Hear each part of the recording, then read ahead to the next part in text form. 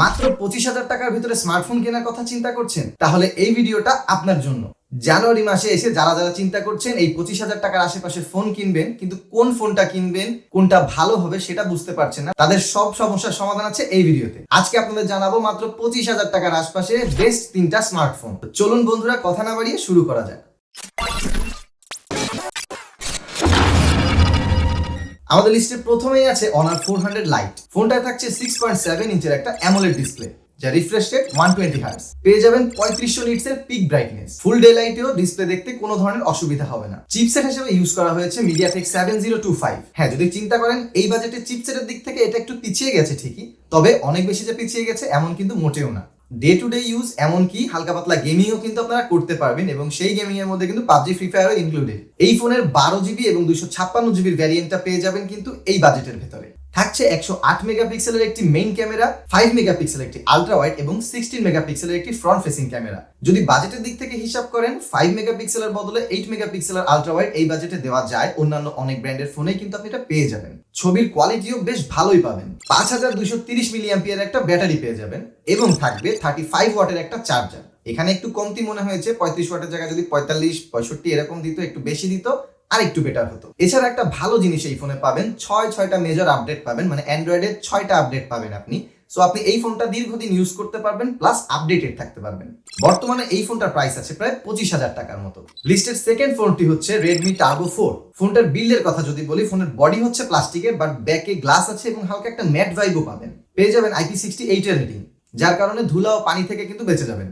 6.67 ইঞ্চের একটা AMOLED display পাবেন, যা রিফ্রেশ রেট 120 হার্টজ। এছাড়াও থাকছে HDR10+, Dolby Atmos, Widevine L1 support. পেয়ে যাবেন 3200 নিটসের peak brightness. MediaTek Dimensity 8400 ultra চিপসেটটি ব্যবহার করা হয়েছে এই ফোনটাতে। এই চিপসেটটা বেশ পাওয়ারফুল একটা চিপসেট।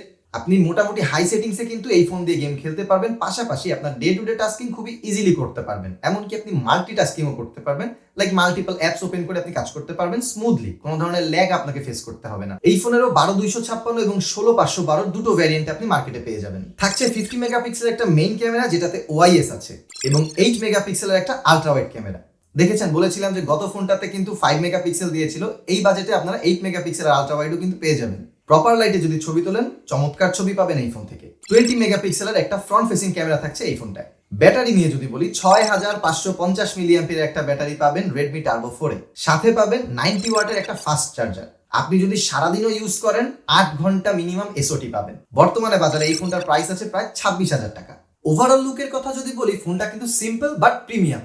ঠিক এই ফোনের মতো নিজেকেও আপনার প্রিমিয়াম রাখতে হলে চলে যেতে হবে কিন্তু স্যালকে। স্যালক থেকে আপনারা পেয়ে যাবেন বিভিন্ন কালারের solid hoodie, zipper hoodie, waffle ফেব্রিক্সের ফুল স্লিভ টি শার্ট, এছাড়াও বিভিন্ন ধরনের drop shoulder and half sleeve T shirt. চাইলে আপনারা কিন্তু নিজেদের ডিজাইন দিয়ে কাস্টমাইজও করে নিতে পারেন। আজকের ভিডিও লাস্টে যে ফোনটা আছে সেটা হচ্ছে Moto G96। ফোনটার বডি থাকছে প্লাস্টিকের, পেছনে থাকছে ইকো লেদার।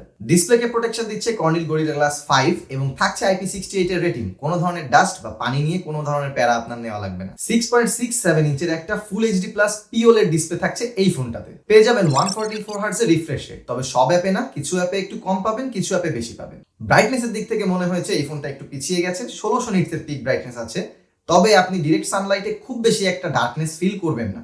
চিপসেট হিসেবে ইউজ করা হয়েছে Qualcomm Snapdragon 7 Gen 2 প্রসেসরটি। এই চিপসেট দিয়ে আপনি কিন্তু PUBG, ফ্রি ফায়ার সব ধরনের গেম খেলতে পারবেন। PUBGটা একটু লো সেটিংসে খেললে ভালো হয়, ফ্রি ফায়ার আপনি ইজিলি খেলতে পারবেন, এবং অতিরিক্ত যদি হেভি গেমিং করেন হালকা একটু হিট জেনারেট হতে পারে। 8GB 128GB এবং 8GB 256GB দুইটা ভ্যারিয়েন্টে এই ফোনটা মার্কেটে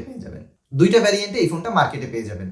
রিয়ার প্যানেলে থাকছে দুটো ক্যামেরা, 50 মেগাপিক্সেলের মেইন ক্যামেরা যেটাতে OIS আছে, এবং 8 মেগাপিক্সেলের ultra wide camera. Front facing camera থাকছে 32 মেগাপিক্সেলের। এই বাজেটে ফ্রন্ট ফেসিং এ 32 মেগাপিক্সেল কিন্তু বেশ ভালো। এই ফোনের ছবিগুলো বেশ শার্প হবে, ডিটেইলড হবে এন্ড ভাইব্রেন্ট হবে, মানে খুব সুন্দর একটা ছবি পাবেন। এমনকি যারা সেলফি লাভার আছেন তারাই 32 মেগাপিক্সেলের ছবি তুলেও মনে করেন যে খুশি হয়ে যাবেন। Moto G96 এ ব্যাটারি পেয়ে যাবেন 5500 মিলিঅ্যাম্পিয়ার এবং চার্জার থাকবে 30 ওয়াটের। এইখানে আবার একটু ডাউন হয়ে গেছে, 30 ওয়াটের বদলে একটু বেশি দিলে অবশ্যই ভালো হয়, যেহেতু ব্যাটারিটা একটু বড়। একবার চার্জ দিলে তারপরও আপনি 1 থেকে 1.5 দিন ইউজ করতে পারবেন। যদি একটু হালকা বেশি ইউজ করেন সেক্ষেত্রে আপনি 7 থেকে 8 ঘন্টার মতো এসওটি পেয়ে যাবেন। বর্তমানে বাজারে এই ফোনটার প্রাইস আছে প্রায় 25,500 টাকা। সো ভিউয়ার্স, আজকের এই 3টা ফোন থেকে আপনাদের কোন ফোনটা বেশি পছন্দ হলো সেটা অবশ্যই জানাবেন।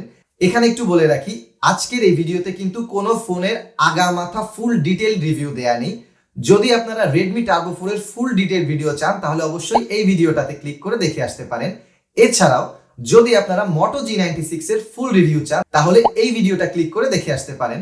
এবং যারা Honor 400 Lite এর ফুল রিভিউ দেখতে চাচ্ছেন অবশ্যই আমাদেরকে কমেন্ট করে জানাবেন, আমরা আপনাদের জন্য নিয়ে চলে আসবো ফুল রিভিউ। দেখা হচ্ছে নেক্সট ভিডিওতে।